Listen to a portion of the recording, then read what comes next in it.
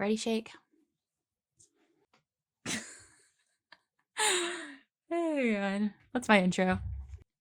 Hey, y'all. It's me, Rene, which means it's time for Read It Out Loud with Rene, where I pick a book and then I read it out loud. Today we're picking up in chapter 11. Right? Yeah, chapter 11. All right, here we go. One sec. Whatever. Okay. Chapter 11. When the ladies were moved after dinner, Elizabeth ran up to her sister, and seeing her well guarded from the cold, attended her into the drawing room, where she was welcomed by her two friends with many professions of pleasure. And Elizabeth had never seen them so agreeable as they were during the hour which passed before the gentlemen appeared. But when the gentlemen entered, Jane was no longer the first object. Miss Bingley's eyes were instantly turned towards Darcy, and she had something to say to him before he advanced many steps. He addressed himself directly to Miss Bennet, with a polite congratulation. Mr. Hurst also made her a slight bow, and said he was very glad, but diffuseness and warmth remained for Bingley's salutation. He was full of joy and attention.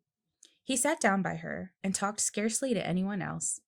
Elizabeth, at work in the opposite corner, saw it all with great delight.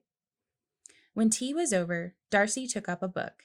Miss Bingley did the same, and Mrs. Hurst, principally occupied in playing with her bracelets and rings, joined now and then in her brother's conversation with Miss Bennet. Miss Bingley's attention was quite as much engaged in watching Mr. Darcy's progress through his book as in reading her own, and she was perpetually either making some inquiry or looking at his page. She could not win him, however, to any conversation. He merely answered her question and read on. At length, quite exhausted by the attempt to be amused with her own book, which she had only chosen because it was the second volume of his, she gave a great yawn and said, "How pleasant it is to spend an evening in this way! When I have a house of my own, I shall be miserable if I have not an excellent library." No one made any reply. She then yawned again, threw aside her book, and when hearing her brother mentioning a ball to Miss Bennet, she turned suddenly towards him and said, "By the by, Charles, are you really serious in meditating a dance at Netherfield? I would advise you, before you determine on it, to consult the wishes of the present party. I am much mistaken if there are not some among us to whom a ball would be rather a punishment than a pleasure." "If you mean Darcy," cried her brother, "he may go to bed, if he chooses, before it begins. But as for the ball, it is quite a settled thing." "I should like balls infinitely better," she replied, "if they were carried on in a different manner. It would surely be much more rational if conversation, instead of dancing, made the order of the day." "Much more rational, my dear Caroline, I dare say, but it would not be near so much like a ball." Miss Bingley soon afterwards got up and walked about the room. Her figure was elegant, and she walked well, but Darcy, at whom it was all aimed, was still inflexibly studious. In the desperation of her feelings, she resolved on one effort more, and, turning to Elizabeth, said, "Miss Eliza Bennet, let me persuade you to follow my example and take a turn about the room." Elizabeth was surprised, but agreed to it immediately. Miss Bingley succeeded no less in the real object of her civility. Mr. Darcy looked up and unconsciously closed his book.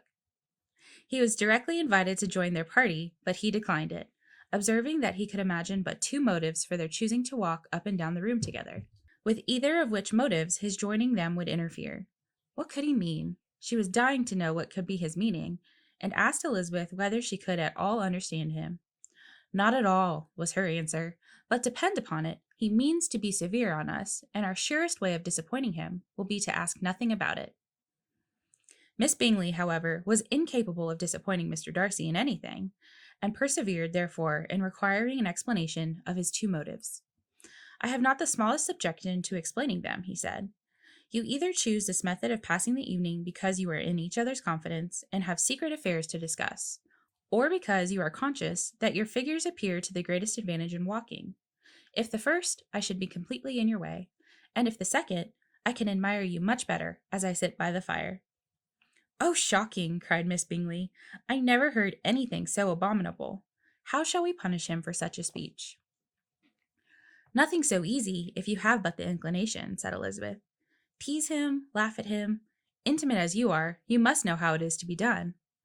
But upon my honor, I do not. I do assure you that my intimacy has not yet taught me that. Tease, calmness of temper, and presence of mind? No, no, I feel he may defy us there. And as to laughter, we will not expose ourselves, if you please, by attempting to laugh without a subject. Mr. Darcy may hug himself. Mr. Darcy is not to be laughed at, cried Elizabeth. That is an uncommon challenge. In uncommon, I hope it will continue, for it would be a great loss to me to have many such acquaintance. I dearly love a laugh. Miss Bingley, said he, has given me credit for more than can be. The wisest and the best of men may be rendered ridiculous by a person whose first object in life is a joke. Certainly, replied Elizabeth, there are such people, but I hope I am not one of them. I hope I never ridicule what is wise or good. Follies and nonsense, whims and inconsistencies do divert me, I own, and I laugh at them whenever I can. But these, I suppose, are precisely what you are without. Perhaps that is not possible for anyone, but it has been the study of my life to avoid those weaknesses which often expose a strong understanding to ridicule. Such as vanity and pride? Yes, vanity is a weakness indeed, but pride, where there is a real superiority of mind, pride will always be under good regulation. Elizabeth turned away to hide a smile. Your examination of Mr. Darcy is over, I presume, said Miss Bingley. And pray, what is the result? I am perfectly convinced by it that Mr. Darcy has no defect. He owns it himself without disguise. No, said Darcy, I have faults enough, but they are not, I hope, of understanding. My temper I dare not vouch for. It is, I believe, too little yielding, certainly too little for the convenience of the world. I cannot forget the follies and vices of others so soon as I ought, nor their offenses against myself. My temper would perhaps be called resentful. My good opinion, once lost, is lost forever. That is a failing indeed, cried Elizabeth. Implacable? How do you say this word? Implacable.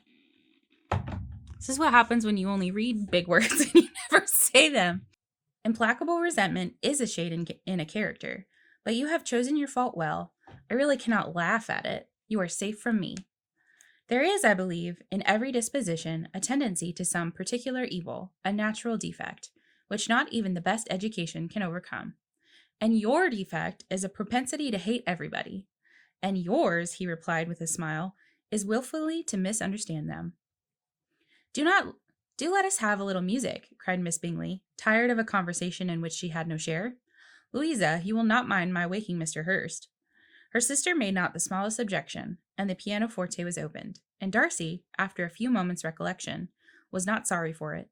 He began to feel the danger of paying Elizabeth too much attention. Chapter 12. Elizabeth wrote the next morning to her mother to beg that the carriage might be sent for them in the course of the day, but Mrs. Bennet, who had calculated on her daughters remaining at Netherfield till the following Tuesday, could not bring herself to receive them with pleasure before.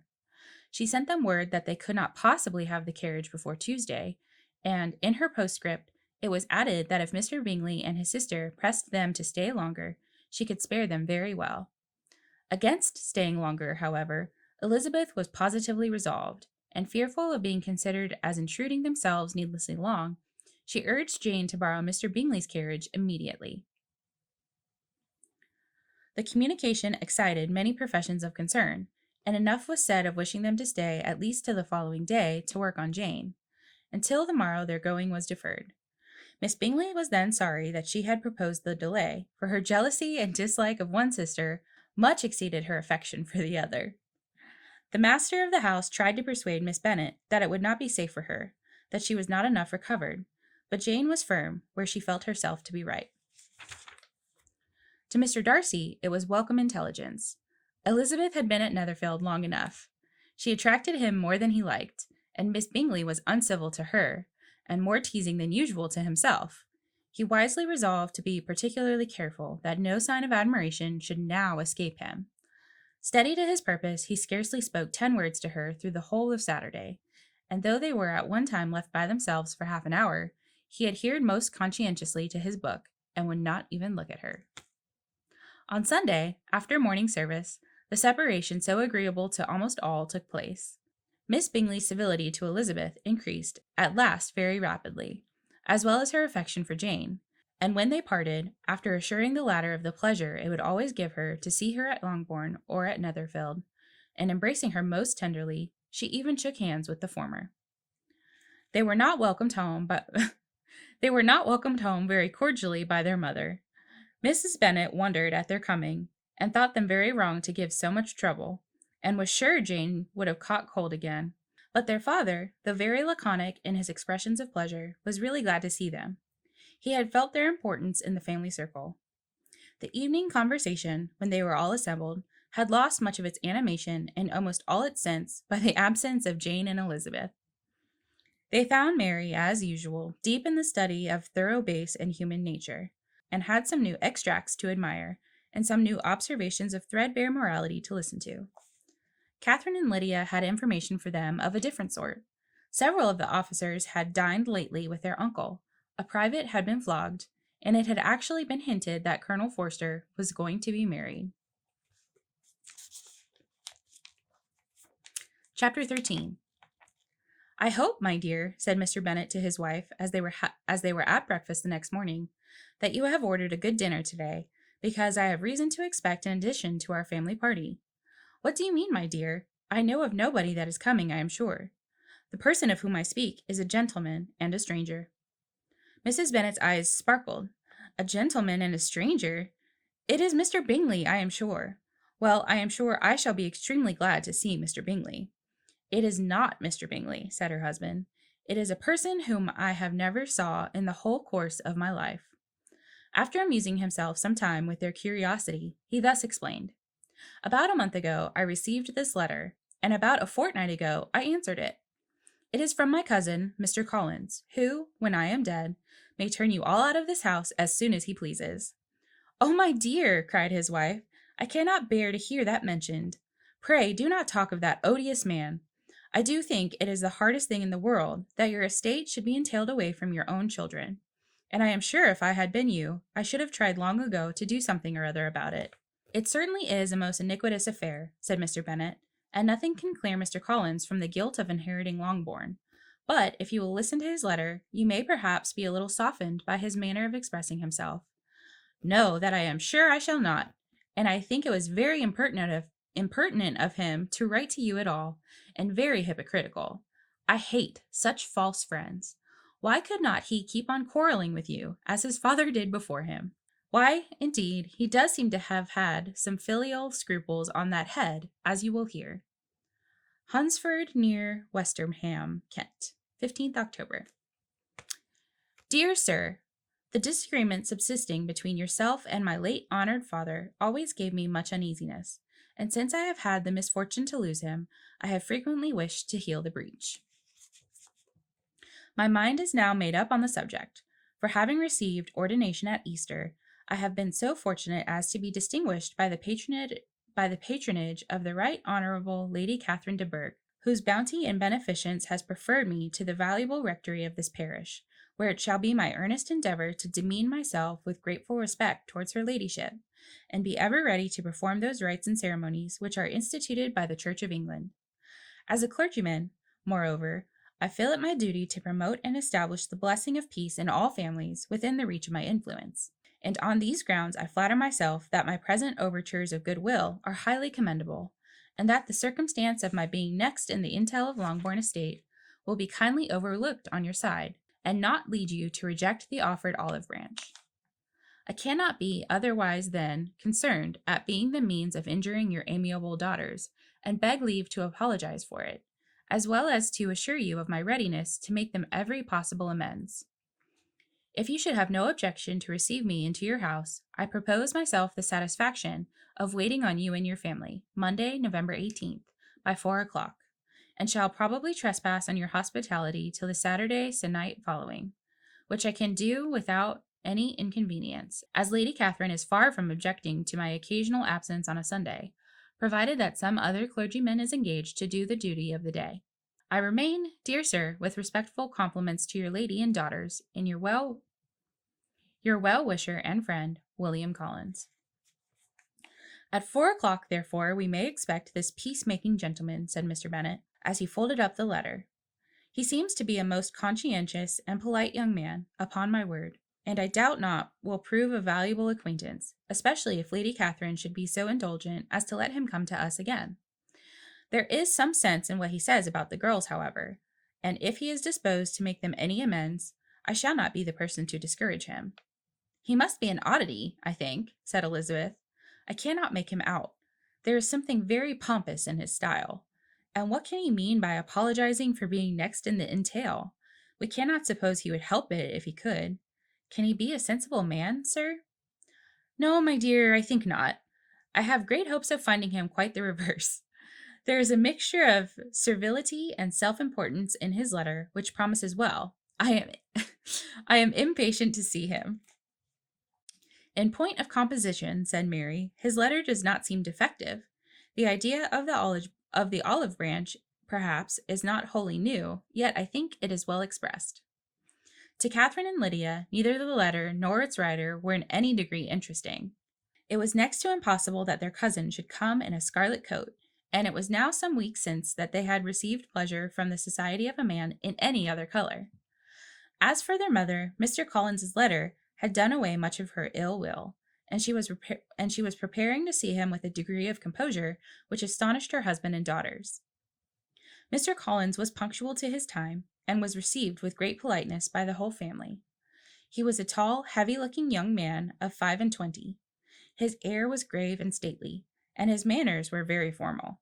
He had not been long seated before he complimented Mrs. Bennet on having so fine a family of daughters, said he had heard much of their beauty, but that, in this instance, fame had fallen short of the truth, and added that he did not doubt her seeing them all, in due time, well disposed of in marriage. This gallantry was not much to the taste of some of his hearers, but Mrs. Bennet, who quarrelled with no compliments, answered most readily, You are very kind, sir, I am sure, and I wish with all my heart it may prove so, for else they will be destitute enough. Things are settled so oddly. You allude, perhaps, to the entail of this estate. Ah, sir, I do indeed. It is a grievous affair to my poor girls, you must confess. I am very sensible, madam, of the hardship to my fair cousins, but I can assure the young ladies that I come prepared to admire them. At present, I will not say more, but perhaps when we are better acquainted. He was interrupted by a summons to dinner, and the girls smiled on each other. They were not the only objects of Mr. Collins's admiration. The hall, the dining room, and all its furniture were examined and praised, and his commendation of everything would have touched Mrs. Bennet's heart but for the mortifying supposition of his viewing it all as his own future property. The dinner, too, in its turn, was highly admired, and he begged to know to which of his fair cousins the excellence of its cookery was owing. But here he was set right by Mrs. Bennet, who assured him that they were very well able to keep a good cook, and that her daughters had nothing to do in the kitchen. He begged pardon for having displeased her, and continued to apologize for about a quarter of an hour. Chapter 14. During dinner, Mr. Bennet scarcely spoke at all, but when the servants were withdrawn, he thought it time to have some conversation with his guest, and therefore started a subject in which he expected him to shine, by observing that he seemed very fortunate in his patroness. Lady Catherine de Bourgh's attention to his wishes and consideration for his comfort appeared very remarkable. Mr. Bennet could not have chosen better. Mr. Collins was eloquent in her praise. The subject elevated him to more than usual solemnity of manner, and with a most important aspect he protested that he had never in his life witnessed such behavior in a person of rank, such affability and condescension as he had himself experienced from Lady Catherine. She had asked him twice to dine at Rosings, and had sent for him only the Saturday before to make up her pool of quadrille in the evening. She had always spoken to him as she would to any other gentleman. She made not the smallest objection to his joining in the society of the neighborhood, nor to his leaving his parish occasionally for a week or two to visit his relations. She had even condescended to advise him to marry as soon as he could, provided he chose with discretion. That is all very proper and civil, I am sure, said Mrs. Bennet, and I dare say she is a very agreeable woman. Does she live near you, sir? The garden in which stands my humble abode is separated only by a lane from Rosings Park, her ladyship's residence. I think you said she was a widow, sir. Has she any family? She has only one daughter, the heiress of Rosings, and of very extensive property. Ah, cried Mrs. Bennet, shaking her head, then she is better off than many girls. Is she handsome? She is a most charming young lady indeed. Lady Catherine herself says that in point of true beauty, Miss de Bourgh is far superior to the handsomest of her sex, because there is that in her features which marks the young woman of distinguished birth. She is unfortunately of a sickly constitution, which has prevented her making that progress in many accomplishments which she could not otherwise have failed of. But she is perfectly amiable, and often condescends to drive by my humble abode in her little phaeton and ponies. Has she been presented? I do not remember her name among the ladies at court. Her indifferent state of health unhappily prevents her being in town, and by that means, as I told Lady Catherine myself one day, has deprived the British court of its brightest ornament. You may imagine that I am happy on every occasion to offer those little delicate compliments which are always acceptable to ladies. These are the kind of little things which please her ladyship, and it is a sort of attention which I conceive myself peculiarly bound to pay. You judge very properly, said Mr. Bennet. May I ask whether these pleasing attentions proceed from the impulse of the moment, or are the result of previous study? They arrive chiefly from what is passing at the time, and though I sometimes amuse myself with suggesting and arranging such little elegant compliments, I always wish to give them as unstudied an air as possible. Mr. Bennet's expectations were fully answered. His cousin was as absurd as he had hoped, and he listened to him with the keenest enjoyment, maintaining at the same time the most resolute composure of countenance, and, except an occasional glance at Elizabeth, requiring no partner in his pleasure. By tea-time, however, the dose had been enough, and Mr. Bennet was glad to take his guest into the drawing-room again, and when tea was over, glad to invite him to read aloud to the ladies.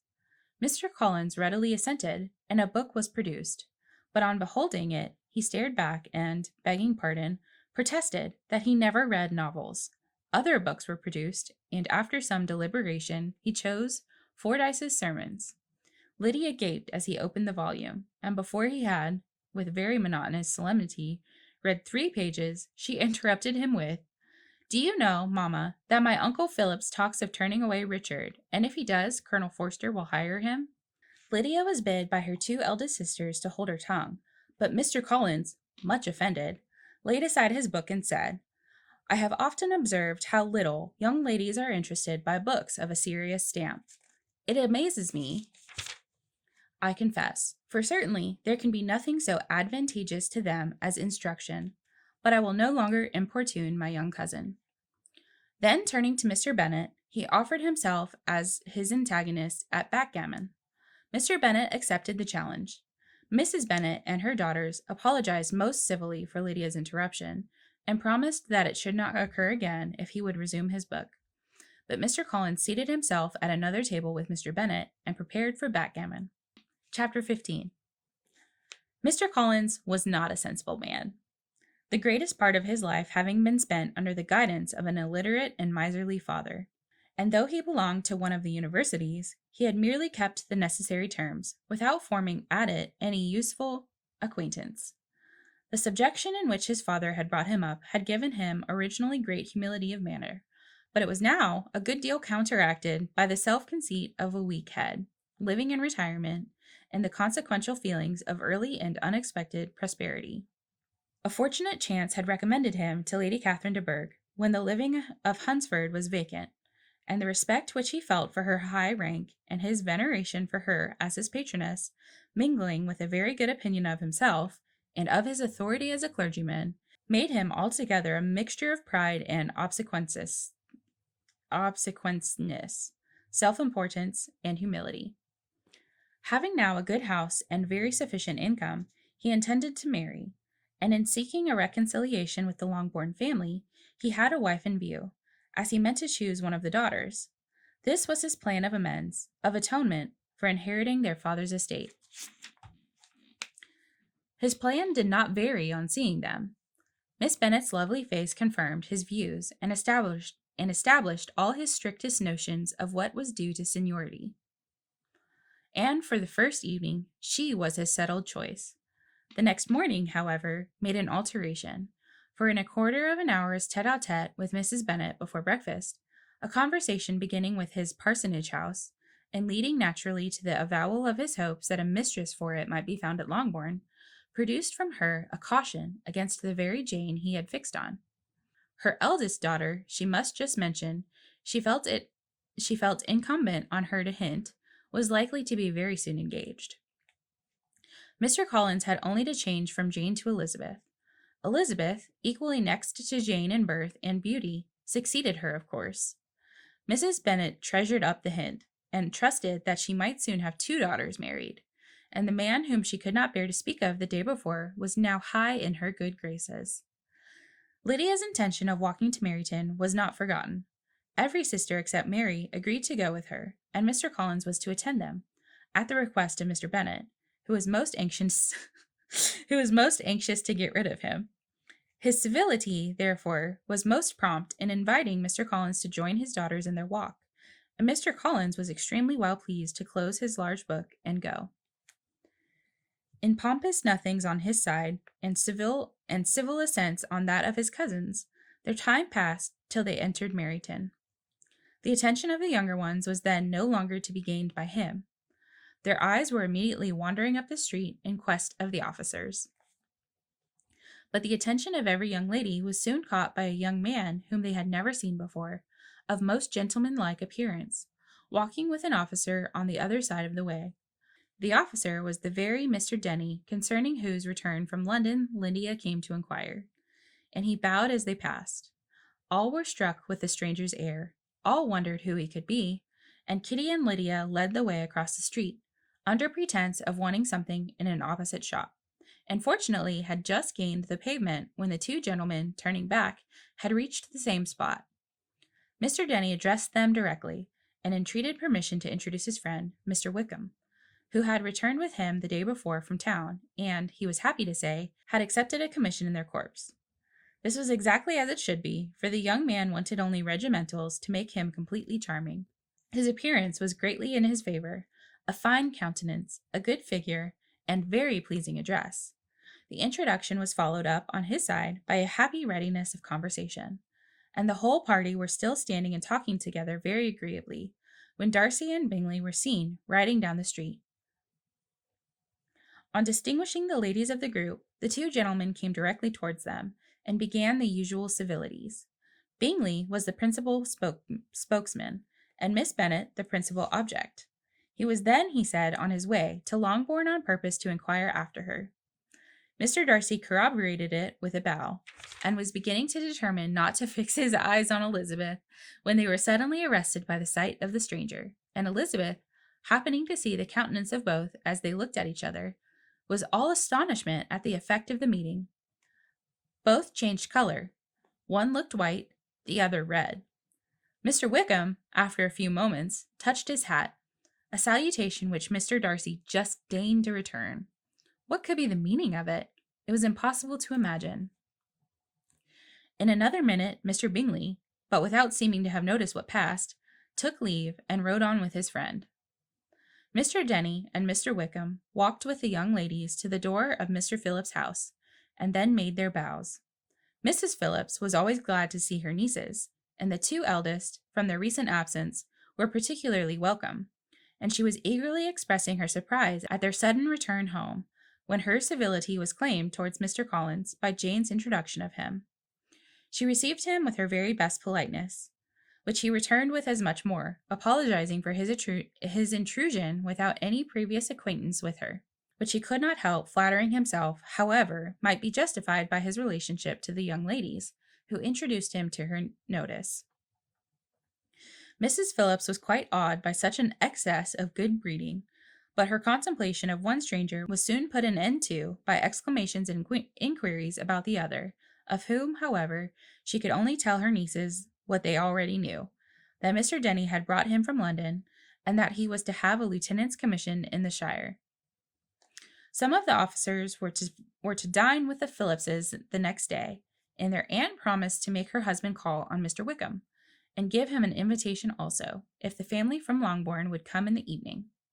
This was agreed to, and Mrs. Phillips protested that they would have a nice, comfortable, noisy game of lottery tickets, and a little bit of hot supper afterwards. The prospect of such delights was very cheering, and they parted in mutual good spirits. Mr. Collins repeated his apologies in quitting the room, and was assured with unwearying civility that they were perfectly needless. As they walked home, Elizabeth related to Jane what she had seen pass between the two gentlemen. But though Jane would have defended either or both, had they appeared to be wrong, she could no more explain such behavior than her sister. Mr. Collins, on his return, highly gratified Mrs. Bennet by admiring Mrs. Phillips's manners and politeness. She had not only received him with the utmost civility, but had even pointedly included him in her invitation for the next evening, although utterly unknown to her before. Something, he supposed, might be attributed to his connection with them, but yet he had never met with so much attention in the whole course of his life.